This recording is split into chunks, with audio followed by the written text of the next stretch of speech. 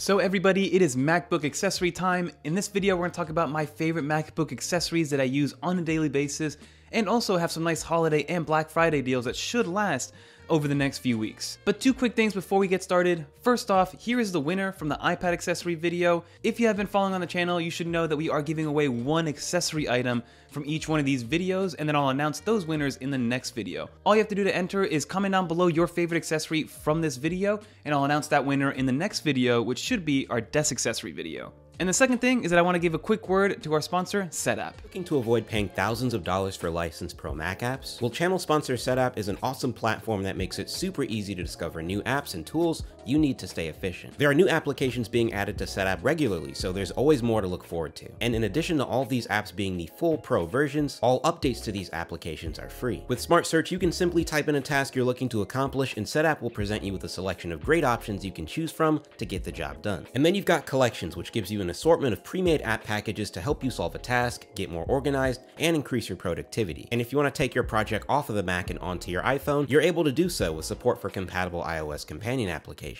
As opposed to paying $8,000 in licenses, Setapp is just $9.99 per month, and users can try Setapp for free for 1 week to see how well it works for you. Be sure to check out the link to Setapp in the description below, and a big thanks to MacPaw for sponsoring 9to5Mac on YouTube. So now that we got that out of the way, let's talk about my favorite MacBook accessories that I've been using pretty much all year, so let's get right into it. So all these accessories will work with pretty much any MacBook product, whether it's the M1 MacBook Air, the M2 MacBook Air, or any of the MacBook Pros that are currently out. They are built to work with pretty much any of these products. So the first one we're going to mention is probably my most used and my favorite product for any MacBook period, and it is the Moft foldable stand. If you take anything away from this video, this is probably the #1 accessory that I would recommend because of the overall function, the look, and the price of it. Because for the price, this thing lasts a very long time. I've actually had this Moft product since I got the M1 MacBook Air when it first released over 2 years ago. And then when I got the M2 MacBook Air, I just removed it from the M1 with the adhesive that it had, cleaned off the M2 on the bottom, and placed it right then and there. What I love about this product is that it's both form and function. So when it's folded down, it does not get in the way whatsoever. And then when you do fold it up, it's kind of like this origami style, and it uses physics and angles to make sure that it stands up your MacBook at either 15 degrees or 25 degrees, so you get some better viewing angles and you're not straining your neck whenever you're typing on the laptop. So in my opinion, this accessory is an absolute no-brainer because A, it doesn't get in the way, it folds down pretty much flush, it is millimeters in thickness, like you don't notice it if you don't look at it, and then it does give you some tangible, real function, which is to put your laptop at 15 or 25 degrees in terms of a viewing angle. And like I said, I've moved it from my M1 MacBook Air to my M2, so you really only need to buy this one time, even if you go from laptop to laptop, because of the adhesive that it has. So that is the Moft foldable stand that works on pretty much any laptop, not just MacBooks, honestly. Another very cool accessory is by a company called Momax. I know that I've mentioned them before, they make a bunch of chargers and MagSafe battery packs, but this one is just a laptop stand, so a closed clamshell laptop stand. And what I like about it is that it kind of closes and makes sure that it fits on that specific laptop very easily and very intuitively. So all you have to do is put it down and then it kind of closes shut. It's like teeth, for lack of a better term. And then when you pull it off, it works totally fine. So it's literally based on the weight of the laptop. So if there's a laptop in there, it'll close it and hold it in place. And if there's no laptop in there, it'll open up real wide. So it can pretty much fit any laptop, and I thought it's a great intuitive design. The next item that I want to show you is a Satechi hub. You guys know that I love Satechi because of a few things, right? A, it's a pretty well-known brand. B, everything is very quality made, and then C, it fits that Apple aesthetic, which is that all aluminum aesthetic. So this Satechi hub is an 8-in-1 USB-C hub, and what I really like about this is that, again, it works with any MacBook product as long as you have the 2 USB-C prongs on either side. So for the MacBook Air, this adds a few extra ports. So it adds a USB-C power pass-through, an HDMI, a USB-A, micro SD and SD card slot, an Ethernet port, and then a data pass-through USB-C cable, and then of course a headphone jack at the bottom. And then with the newer MacBooks like the M2 Air and the MacBook Pros that have MagSafe, this actually does not get in the way of MagSafe whatsoever, and it even has a little headphone jack prong that's foldable. So for instance, on the MacBook Air, where the actual headphone jack is on the opposite side of the USB-C ports, it actually makes sense to have it folded down, versus with MacBook Pros, it actually makes sense to have it unfolded to get a little bit extra security and really plugging it in there and making sure that it doesn't go anywhere. So again, this is by Satechi. It is their 8-in-1 travel USB-C hub, and it works extremely well, and it works for exactly what you need it to. So power pass-through, data pass-through, and video out. Highly recommended. And I'm going to link everything down in the description below for you guys to check out, and I'll make sure that I have the latest deals on each one of these products. The next peripheral that I want to talk about, and again, most of these are kind of travel products. We will be talking about a few more desk accessories in the desk setup video, but for this one, I want to focus mostly on like on-the-go travel products that I use all the time, but they also work at your desk. So this one is by Satechi. Again, it is their X1 Slim mouse. And for $30, this thing is a lot more sturdy in quality than I expected. Because normally with a $30 mouse, it's very light, it's made out of plastic, you kind of feel like you can throw it around or it'll float in the air. Very quality, has enough heft and heaviness to it and weight to make it feel like a real mouse, which I compare very similarly to my Logitech Anywhere S2, which is about a $70 to $80 mouse. This one is only $30. And it comes in a bunch of different colorways, which I really do like to see, but I just kept it with the classic black and silver one. The next product I want to talk about is actually a SSD. So whenever I tell people, whenever they buy a laptop, I tell them to max out as much as they can when it comes to the RAM and CPU. When it comes to storage, I tell them to kind of miss out. I mean, maybe upgrade it to 1 tier, but definitely avoid going to the 1, 2, or even 4 terabyte variants, because the price to gigabyte on Apple's website when you upgrade it internally is so expensive and not really worth the price. So this is a SSD by a company called Phixero.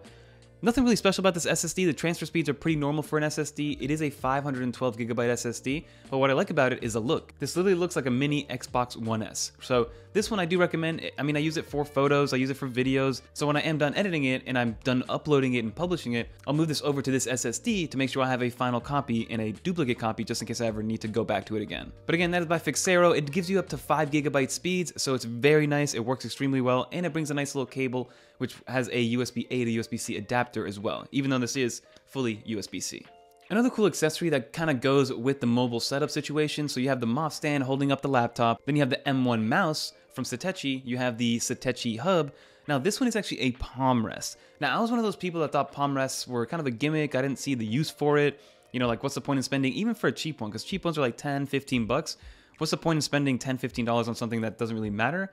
But once you try a wrist rest, you'll never go back. It's helped me so much, especially when typing at an angle, which does help from an ergonomic standpoint. So having a wrist rest is actually great, especially at any desk, and especially one that you can just take with you.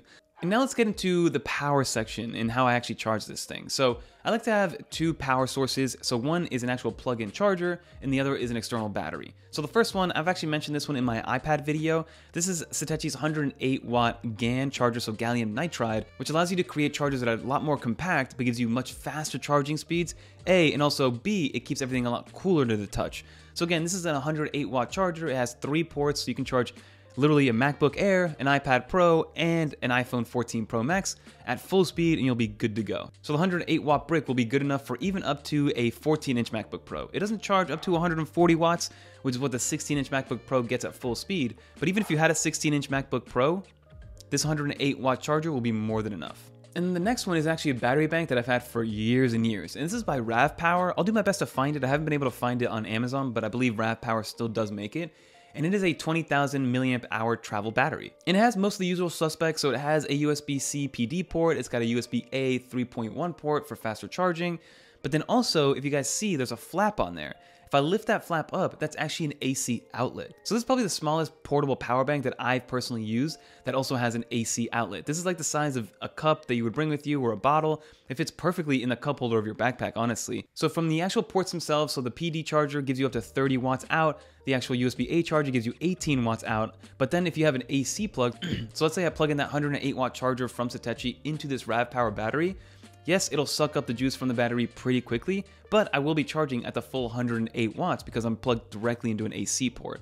So having that and being able to adapt that to any situation from a charging standpoint, and then also having an extra AC outlet is a game changer. So that again is by Ravpower. It is 20,000 milliamp hours. It'll charge your MacBook Air twice over with no issues. And then also with power, you gotta have a nice cable. So I know there's a lot of USB-C cables, and the switch to USB-C was supposed to help standardize everything, but it just made everything even more complicated because there's so many different types of USB-C cables, and then that's not even including Thunderbolt cables, which use the same port, but they're completely different technology. So having a quality and certified USB-C cable is actually pretty important and pretty hard to find. So this one is by a company called Lux. It's called the Magfast, and it supports pretty much any charging capacity whatsoever. So I carry this with me at all times, and again, the packaging is great. It brings a little attachment so you can actually roll it up and keep everything tidy and super nice. So again, that's by Magfast, just a USB-C cable that you know will last a long time and is rated to not fray and not actually break and not splinter. So having that is great. And then some final items that I did want to bring up. I'm going to bring up this controller again,